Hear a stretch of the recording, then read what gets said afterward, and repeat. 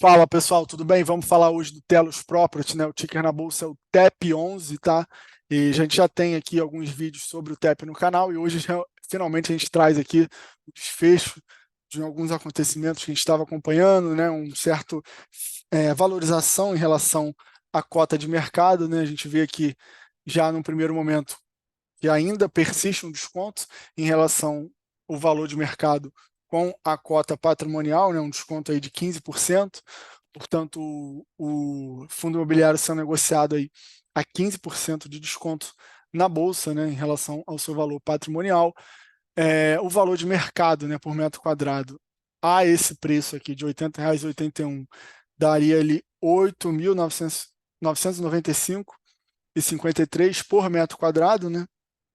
A gente sabe que tem ocorrido algumas transações no mercado físico, né, no mercado mesmo real e não no mercado financeiro, com valores de metro quadrado aí bem maiores do que esse, né? Então é um indicativo ainda que o fundo continua barato, apesar de já ter fechado bastante, né? Que a gente, se você é inscrito aqui no canal, aliás, se você ainda não é, né, por favor, pode fazer isso exatamente nesse momento. A gente começou a falar do TEP aqui, estava sendo negociado a cota de mercado a 67, R$ 70, e hoje está em R$ 80,81. Lógico que teve a recuperação também do mercado como um todo. Número de cotistas, né, passou os 10 mil, né, que é importante para dar liquidez no fundo, para entrar no radar dos analistas e ele ser cada vez mais recomendado. O fundo distribuiu aí 55 centavos por cota,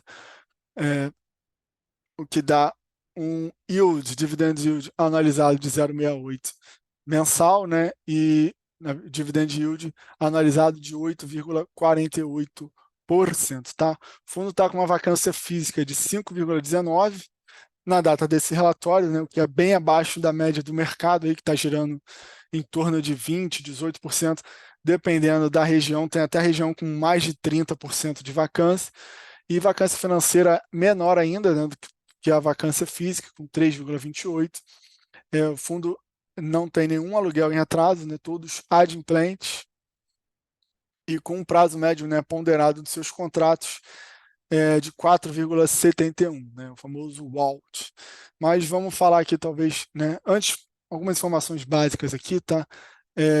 O fundo ele não tem taxa de performance, né? Ele apenas tem uma taxa de gestão de 0,90 a 1%, mais taxa de administração de 0,13 e não tem taxa de performance, tá? Aqui ele comenta, né, a questão da inflação, que tem diminuído, revisão de PIB para cima, o que sem dúvida é positivo como um todo para a economia em geral e, logicamente, vai se refletir também na parte financeira, tá? Então, aqui, talvez a gente vai falar um pouco mais sobre isso, né, que é a venda, finalmente saiu a venda do edifício Timbaúba, tá? Vende o valor de 15 unidades, né? Então, a gestão já explicou que ela vai utilizar o recurso da venda, né, do Timbaúba para pré-pagar alguns CRIs, é exatamente isso que ele fala aqui. Ele vai pré-pagou já o CRI, né, do edifício Fujitsu, pagou integralmente e pagou parcialmente o CRI do edifício São Luís, né? Então, já está totalmente quitado aqui. Portanto, diminuindo o risco do fundo, mesmo que ele mantenha, né, o valor pago por cota, só dele pré-pagar os CRIs já significa que o risco do fundo diminui. Então, se você já gostava do TEP pagando o que ele estava pagando, agora você deveria gostar mais porque o risco dele diminuiu, né? Então, o fundo teve uma redução aqui de 33% da dívida, né? E a alavancagem do fundo passou a apenas 10,2% do valor patrimonial, né? E ainda teve um incremento de caixa de 5,3 milhões, e conforme for passando, né, o impacto da venda do Timbaúba vai ficar mais visível nos próximos relatórios, né, porque esse caixa certamente vai gerar algum rendimento. Por outro lado, você deixa de receber o aluguel que foi pago, né, que é o que ele diz aqui, ó. Vamos voltar um pouco mais aqui. A compra dos 4 andares do edifício Timbaúba, né, com área bomba aí de 2.344,08 metros quadrados, ocorreu em dezembro de 2020. O fundo pagou mais 26 milhões, né, correspondente aí a 11.313 metros quadrados. Você vê, a gente viu lá em cima, né, que o metro quadrado do fundo negociado no valor de mercado na data de hoje, né, tá quase 9 mil, né, 8.995. Então, o fundo comprou esse edifício Timbaúba e pagou um valor aqui de mais de 11 mil, tá? Isso em dezembro de 2020. Portanto, 3 anos atrás, né? Então, só se pegar esse valor aqui, tivesse corrigido pela inflação, você já imagina quanto daria. Então, durante 2 anos e 4 meses, conseguiu reajustar o aluguel em 34,42%, né? O que dá equivalente aí a 170,64% do IPCA no período. Isso aqui é importante falar, porque, né, a meu ver, comprova a qualidade e eficiência da gestão, né? Que o TEP ele se propõe exatamente nisso, né? A pegar edifícios, né? Enfim, lajes corporativas que não são exatamente, né, o AAA ali da Faria Lima, mas pegar esse edifício e aplicar gestão nele no condomínio, fazer pequenas reformas, retrofit e extrair valor, né? Aumentar literalmente o valor do condomínio. Então, voltando aqui, a venda foi segmentada em duas fases, primeiro correspondente a 15, pelo valor de 28, né, e 100 milhões, o que equivale aí a 12.613,35 metros quadrados. A gente viu lá que todo o metro quadrado do fundo está sendo negociado abaixo de 9 mil.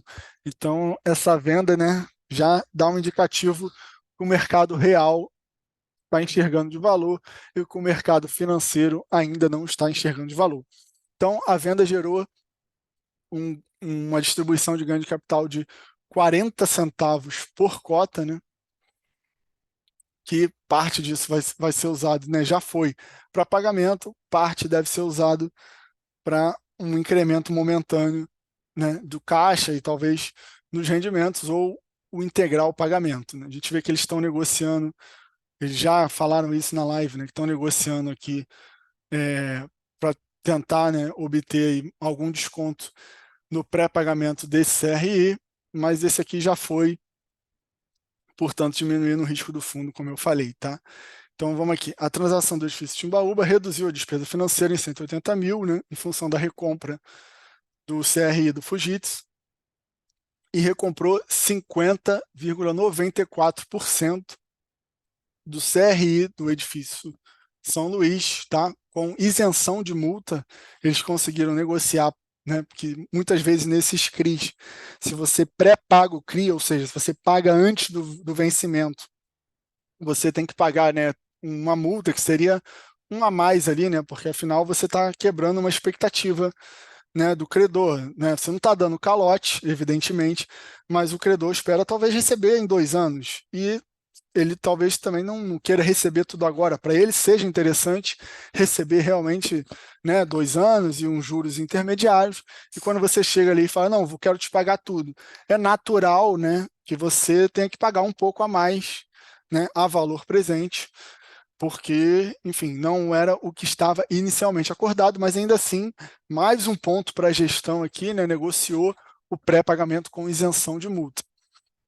Então, voltando aqui, eles deixaram de receber, né, 238 mil referente ao aluguel dos 4 andares e ainda estão com recursos remanescentes em caixa de 5,3 milhões, que será aplicado em CDI, trazendo uma receita adicional de 60 mil. Tá? Além disso, a amortização das dívidas, apesar de não impactar diretamente o resultado, afeta o caixa. O CRI do São Luís já estava sendo amortizado, no valor de 130 mil, e a partir de janeiro de 24, né, do ano que vem, o Fujitsu também ia começar a ser amortizado no valor mensal de 310 mil. Né? Aí realmente ia impactar o caixa do fundo de modo bastante significativo, portanto a gestão conseguiu se antecipar a isso. E agora, encerrando um pouco, né, esse assunto da venda e voltando aqui para a vida normal do fundo, né, a vacância do, né, portfólio que a gente já viu lá, 5,19, vacância financeira 3,28, o aluguel médio foi para R$ 88,94 o metro quadrado. Né, ele informa aqui que os meses de maio e junho serão impactados pela venda, mas mantiveram, desculpa, a projeção de rendimentos entre 50 centavos e 58 por cota, né? E aqui está a projeção de incremento de receita que a gente falou bastante em outros vídeos, né?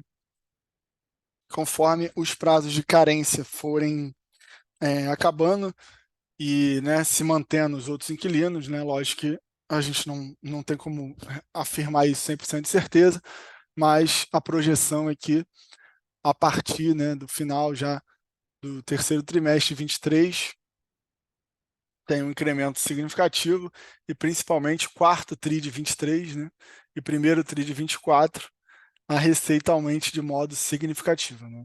Evolução dos cotistas numa tendência, né, de alta, conforme o fundo vai sendo mais falado, mais recomendado pelas casas de análise, né? Esse número é um número que tende a crescer. Então, aqui, né, evolução da vacância física e aluguel médio mensal, a gente vê, né, que o valor do aluguel médio mensal ele tem oscilado, né, numa faixa ali entre 88, 89, 90. O mercado ainda não se recuperou plenamente, a gente vê ainda esse modelo híbrido de home office não voltou, né, e talvez não volte como era antes mesmo, mas um patamar já um pouco mais alto se você comparar, por exemplo, um ano atrás, né? Você vê que é um outro tipo de faixa e a vacância física também numa trajetória, né, mantendo controle, uma trajetória baixa, descendente, né? Abril e maio já com 5,18%, enquanto a média do mercado está mais de 3 vezes mais que isso, né? E vacância financeira melhor ainda, né? Conforme as carências forem acabando, né? A estimativa aqui, né, tudo mais constante, é que chegue no final do primeiro trimestre de 2024 com 0,82, portanto, praticamente uma vacância insignificativa, né? E aqui, deixa eu diminuir um pouco, né, a distribuição dos fundos, ainda contando com Timbaúba, né, nesse relatório. Timbaúba respondendo por 12% da receita dos ativos, no índice de reajuste, né, IPCA e GPM, a gente pode esperar reajustes menores, né, porque tanto o IPCA, o GPM, inclusive, tem sido negativo, né? Então, uma boa parte do reajuste vai ser praticamente nulo, né? Então, eu não esperaria também grandes saltos na distribuição de rendimentos por conta de reajuste. Mês de renovação, né, entre maio, junho e julho, acontece boa parte da renovação aqui. No segundo semestre também, né, a partir de setembro e outubro também tem uma parte significativa das renovações, mas a inflação está baixa, né, então tomara que ele consiga repassar, fica até mais fácil, né, repassar o reajuste quando a inflação está baixa. A gente viu cerca de 2 anos atrás, praticamente todo mundo, né, que vive de aluguel aí renegociou seus aluguéis. Alguns trocaram de GPM para IPCA, outros negociaram um desconto momentâneo, né, que o GPM chegou a bater aí mais de 20, então ficou realmente quase impossível de pagar para muita gente. E agora a gente está vendo o outro lado da moeda, né, inflação realmente bem baixa.